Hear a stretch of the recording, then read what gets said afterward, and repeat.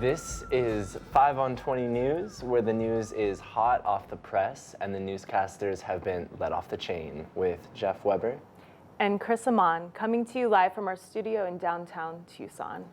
First, the local headlines. Even though we're all happy to see 2016 go, the year has been good for Tucson's economy. In 2016, Pima County was the third fastest job creator in the country, according to Standard & Poor. The future looks even better if economists are to be believed. George Hammond, an economist at the U of A, says we'll probably see a 1.7% growth next year and 2% after that. That would mean an additional 15,000 jobs in the old Pueblo. Hammond mentions the expansion of Raytheon, the new Vector Industries factory, and the arrival of Caterpillar as just a few examples of growth in Tucson. While Tucson was late to recover after the Great Recession, our city passed Phoenix in terms of growth this year. Now, if we could just get our streets to look a little less like a plate of Swiss cheese. Arizona has the lowest level of voter confidence in the country, according to a group of political scientists. More than 700 political scientists use 49 indicators to study each state's level of trust in the electoral system, and Arizona came in last. Wisconsin, Tennessee, and Oklahoma also ranked low in terms of voter confidence. The researchers found that lower levels of confidence correlated with lower voter turnout, and Arizona was among the lowest 5 states in terms of voter turnout this past election. The study also found that voters are more likely to vote if voting is convenient and if it's easy to register.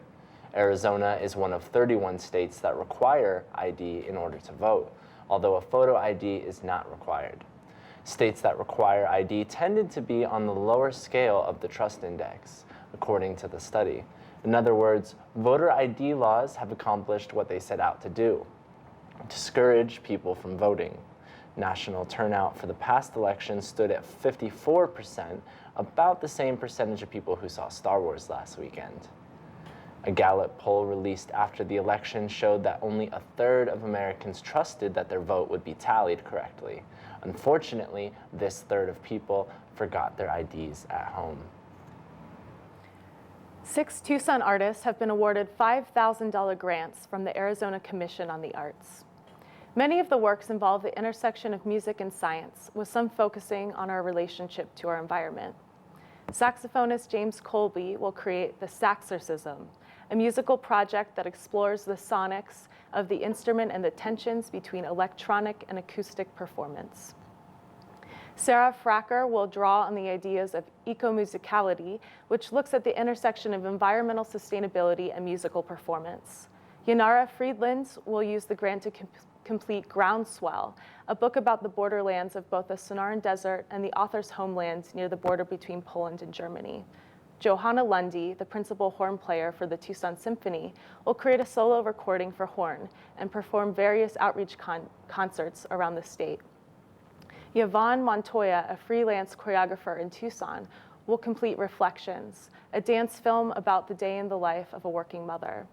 And finally, Ned Shaper will bring his Museum of Kinetic Art virtual reality tour to life with the grant. The project allows viewers to feel as if they are entering a machine to get a close look at the inner workings. Shaper was commissioned by Tucson to create the public sculpture Iron Butterfly, along with being featured in the Tucson Museum of Art for his solo exhibit, Welcome to Beveldom.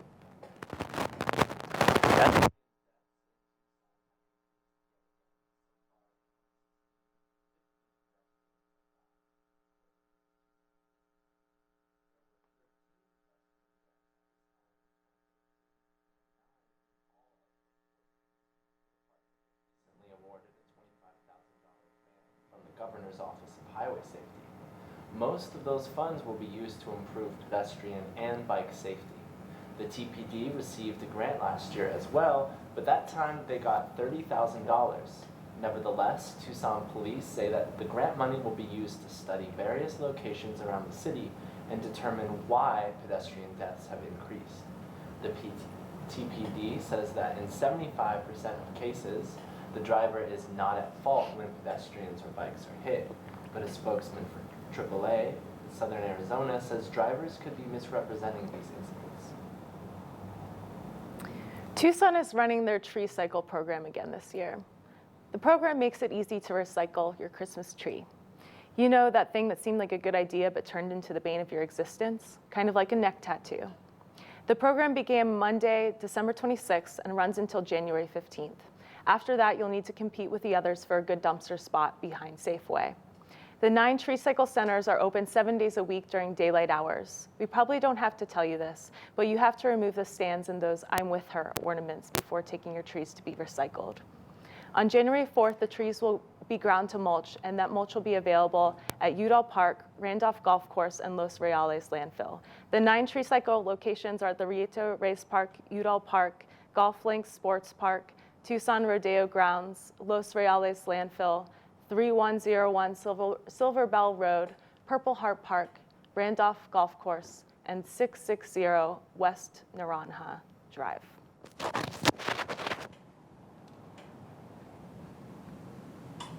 And I wanted to take a moment to talk about the program you're watching right now. Here at 5 on 20, we're undertaking a new kind of citizen journalism. And we want more people to speak up with us. We need writers, hosts, anchors, camera people, sound people, the whole gamut. The times require a new way of informing ourselves, so join us. Do it now. Email us at info@creativetucson.org to get involved. And if you think there's a story we're missing, a person we should interview, an upcoming event we should cover, or have any other news tips for us, shoot us an email to info@creativetucson.org. And we are here for you, and we want to cover all stories from all points of view, so don't be strangers. Now, in national and international news, Secretary of State John Kerry accused Israel of spoiling any chance at a two-state solution with Palestine in a speech on the UN floor yesterday. Kerry said that Jewish settlements in the West Bank are illegal and don't align with American values. The speech came nearly a week after the UN officially stated that the settlements, which are located on Palestinian land, should be stopped. Israel Prime Minister Benjamin Netanyahu complained that Kerry's speech was, quote, obsessively focused on the Israeli settlements. Donald Trump tweeted on the issue, repeating his support for Israel and urging the country to stay strong until he takes office. Netanyahu thanked Trump for his support and his, quote, warm friendship. Upon hearing this, Trump's head was seen growing 10% larger.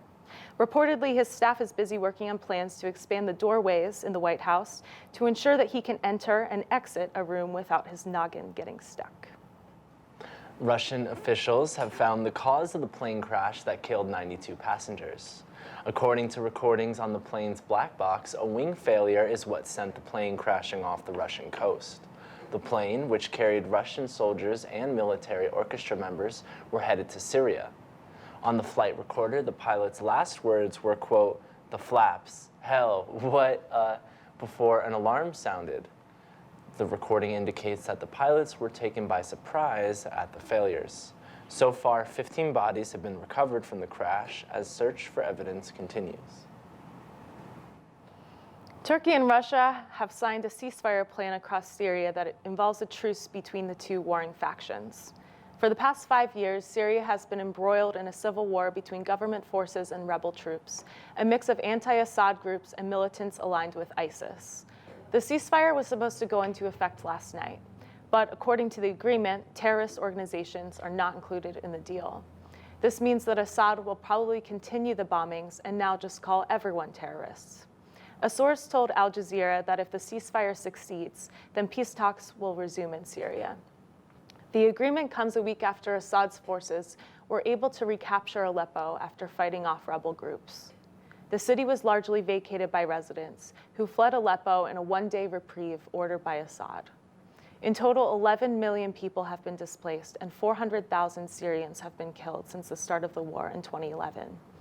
Syria's army is now closing in eastern Ghouta, which is a rebel stronghold. Conveniently, everyone in eastern Ghouta will now be considered a terrorist and won't fall under the conditions of the ceasefire. Funny how that works out. President Obama has declared 2 areas in the western U.S. as national monuments, a controversial move meant to protect his legacy against incoming President Donald Trump. Obama announced that Bears Ears National Monument in Utah and Gold Butte National Monument in Nevada would be protected by the Federal Bureau of Land Management. The decision was controversial since it comes weeks before the inauguration of Donald Trump, who has vowed to reverse all of Obama's environmental laws. The move was intended to cement Obama's legacy by protecting public lands. He made the designation using the Antiquities Act, which allows him to make a decision without getting Congress involved. It's not clear if Trump will be able to undo the decision without an act of Congress because it's never been attempted before. Rob Bishop, the Republican who chairs the House Natural Resource Committee, says that Trump will be able to make a reversal, but the Obama administration says that the Antiquities Act cannot be overruled without Congress stepping in. Mining, oil, and gas companies who were hoping to explore the area for resource, eyeing the 1.35 million acre Bears Ears Monument in particular. Utah's Congress also oppose the plan and say they will seek to reverse the decision once Trump is in office. Tribal leaders in the area hailed the decision. Russell Begay of the Navajo Nation says the protected areas are places where the tribe's people gather herbs and medicinal plants, and it is a place of prayer and sacredness. California prisons have reported over 600 injuries since 2012, involving prisoners who are working for third world wages. Logs by the California prison industry show that the workers were hurt repeatedly on work sites and paid on average 35 cents an hour. In some cases, workers needed amputations after being crushed by machinery. California pays its 7,000 inmate workers between 35 to 95 cents for labor, which ranges from metal work to sewing. It's not known if these workers were compensated for their injuries. An official from the prison told The Intercept that the workers received forms for workmen's compensation, but can't follow up on the case until they're released from prison. A professor, Linda Delp, who studied the logs, says that most of the injuries could have been prevented, such as multiple cases where objects flew into inmates' eyes. Delp said that these injuries could easily be prevented by supplying the workers with safety glasses. Also, this could be prevented by, not using slave labor. President Obama announced Russian sanctions today. This is part of a plan to punish Russia over allegations of election hacking. The sanctions will be imposed on two of Russia's largest intelligence services and will involve ejecting 35 intelligence operatives from the U.S. This is the strongest response yet to the hacking allegations. Russia is already facing sanctions for the invasion of Ukraine in 2014. President-elect Donald Trump has denied that Russia interfered with the election, but Republican Senators Lindsey Graham and John McCain are calling for a detailed investigation into the hacks. Both the FBI and CIA claim that they hold evidence that Russia is behind the hacks and that they were intended to bolster Trump in the presidential election. Issuing sanctions now might be somewhat pointless because Trump will likely reverse them once he becomes president. But the move does put Trump on the defensive. In order to reverse the sanctions, he'll have to deny the findings by the nation's top intelligence sources, setting up a fight between the president and the intelligence community. In response, Trump said in an interview that, quote, "I think computers have complicated lives greatly, proving again that Trump can't speak a sentence without an adverb." He also appeared to not see the irony in bashing computers while at the same time relying on Twitter to communicate. But as our president might say, irony is greatly for the very big losers. Speaker of the House Paul Ryan is introducing a crackdown against protests on the House floor. But opponents say Ryan's move is illegal. His action comes after an instance in September where House Democrats held a sit-in to protest Ryan's refusal of a vote over gun control. If the law passes, House members would be fined up to $2,500 for taking photos or videos on the House floor. Opponents say this violates Article 1 of the Constitution, which forbids House members from punishing other members for disorderly behavior. And there's that pesky First Amendment thing. Democrats say that they may take the issue to court if Ryan continues to try and pass the law. As it stands, taking photos and videos from the floor is prohibited, and yet Democrats filmed the September sit-in. Republicans shut down the floor, which prompted C-SPAN to stop their broadcast, but they resumed by live streaming from a protesting lawmaker's cell phone. Since then, Republicans have been meeting to craft a plan that would prevent a similar event from happening, unless, of course, they are the ones protesting, in which case, it's fine. Normally, the House Ethics Committee would take up the role of censuring House members who violate rules, but Ryan's plan would allow the House themselves to dole out punishment, surely a path to more division between the parties.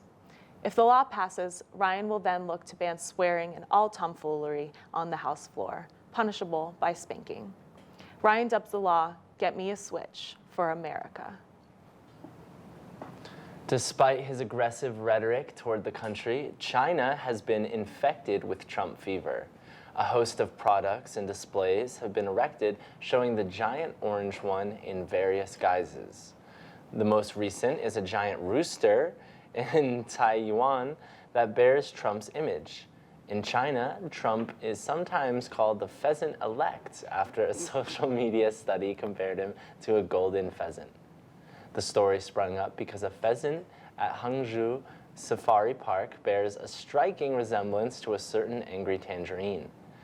And stores in the area have started to sell smaller replicas of the pheasant at prices ranging from $57 to $1,739. Another company in China makes toilets and urinals and has the fortuitous name of Shenzhen Trump. The owner says sharing a name with the future president of the USA has benefited his business. He says that Chinese people want to sit on a toilet or use a urinal because it's called Trump. Don't we all? Unsurprisingly, our sensitive president-elect doesn't want people using his name. Trump has logged 126 trademark applications in the country and recently took back control over his name from a Chinese citizen. This was Jeff Weber. And Chris Amon for 5 on 20 News. Next up, Josh Waterman shares his review of the film La La Land. But first, let's watch this clip from Singin' in the Rain. Rest in peace, Debbie Reynolds.